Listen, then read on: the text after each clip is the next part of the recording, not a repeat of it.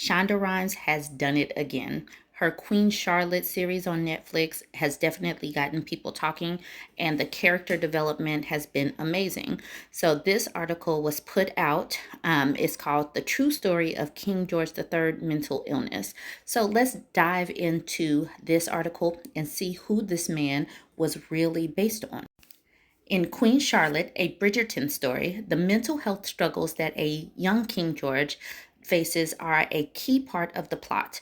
The entirety of episode 4, Holding the King, focuses on the events of the first 3 episodes from George's perspective and the inability of the royal doctors to treat him. Though Queen Charlotte is fictional, the real King George III did likely suffer from mental illness.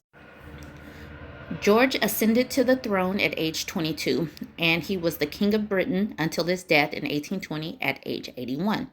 In the last decade of his reign, he was deemed mentally unfit to rule, and his eldest son, Prince George Augustus Frederick, was Prince Regent, marking the start of the Regency era.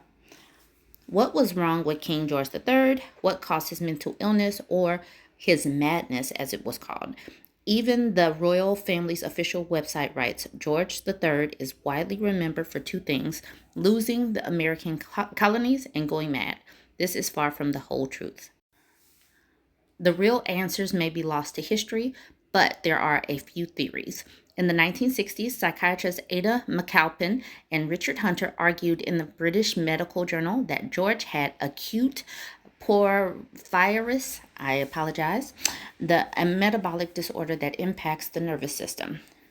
Recent research, like a paper from Timothy Peters in 2011 in Clinical Medicine, says McAlpin and Hunter were highly selective in their reporting and interpretation of his signs and symptoms, that the diagnosis of acute porphyria can't be sustained, and sought to remove the taint of madness from the House of Windsor. Instead, Peter proposes that King George III actually suffered from recurrent mania, possibly bipolar disorder. Other researchers actually agree with this diagnosis. In the modern classification of mental illness, acute mania now appears to be the diagnosis that fits best with the available behavioral data.